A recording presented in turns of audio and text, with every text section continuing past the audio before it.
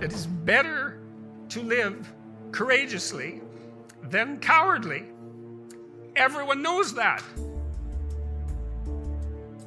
The reason that I think people believe what I say is that I'm very pessimistic. Most times when you listen to someone who's a motivational speaker, let's say, it fills you with a temporary optimism, but you go home and the wiser part of you knows that mostly it's the painting over of rotten wood with a fresh coat of paint.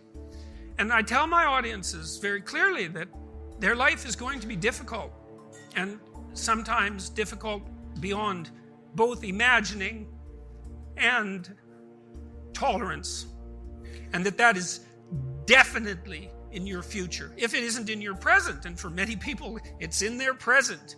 And that can be unbearable, that enough to turn you against life itself, to corrupt you, to drive you to nihilism, to drive you to suicide, and worse, to drive you to thoughts of vengefulness, of infinite scope, to not only be turned against yourself and your fellow men, but to be turned against being itself because of its intrinsically brutal, in some sense, nature. And that is worse than that, actually, because it's not only that we suffer, and that will necessarily occur, but that we all make our suffering worse because of our ignorance and our malevolence.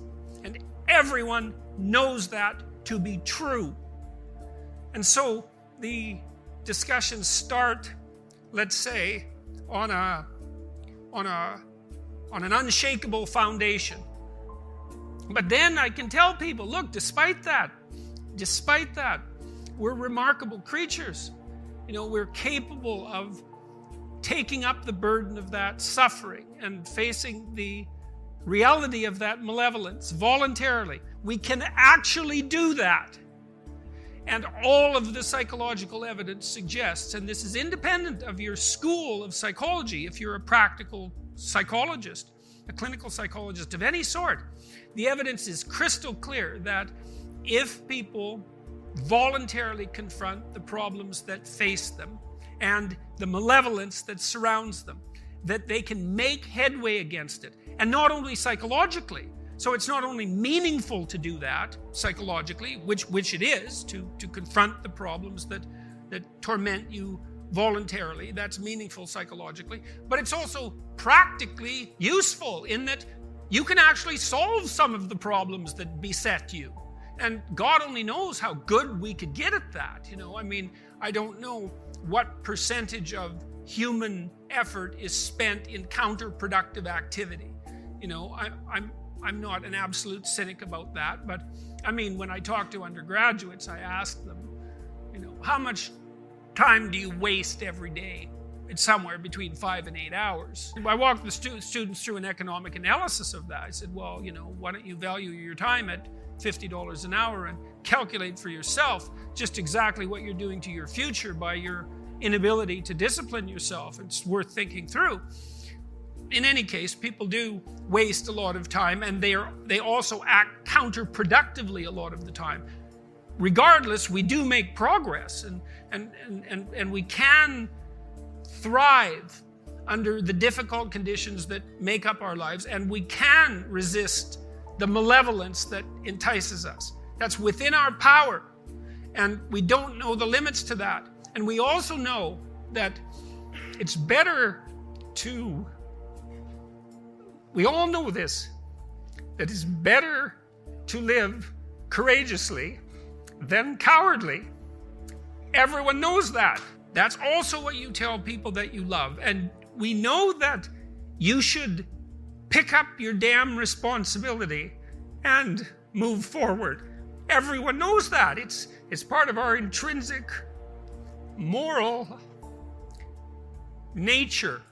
And that nature is there. And it's not difficult to communicate to people about this. Like, everyone knows that you wake up at 3 a.m. when you've let your life go off the rails, and that you berate yourself for your uselessness and your cruelty and your failure to to take the opportunities that are in front of you. And if you were the master in your own house, in some sense, the captain of your own destiny, if there was no intrinsic nature, well, that would never happen. You'd just let yourself off the hook. There'd be no voice of conscience tormenting you. But no one escapes from that. And what that indicates, to me, is that, at least psychologically, we live in a universe that's characterized by a moral dimension, and we understand that well, and that moral failings have consequences, and that they're not trivial. They destroy you. They destroy your family. They destroy your community.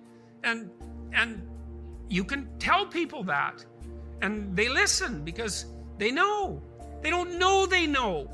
That's the thing, and maybe that's the thing about being an intellectual. You have the opportunity to articulate ideas that other people know, they embody, but they can't articulate. And that's what people tell me. They say, well, you help me give words to things that I always knew to be true but couldn't say. Or they say, I've been trying to put some of your precepts into practice. Responsibility being a main one, vision another, honesty, I suppose, bringing up the pack and saying, and this is the fun part of doing all of this. Fun is a weak word. That it's the remarkable part of doing all this. I mean, I have people tell me constantly wherever I go. It's so delightful that, they were in a pretty dark place, and they tell me why. And there's plenty of dark places in the world, and they decided, well, maybe they were going to develop a bit of a vision and take a bit more responsibility and start telling the truth and putting some effort into something. And they come up and they say, well, you can't believe how much better things are. It's like, I got 3 promotions. I had one guy tell me, this was a lovely story, 15 seconds. He came up after a talk. He said, 2 years ago, I got out of jail. I was homeless. He said, I own my own house. I have a 6-figure income.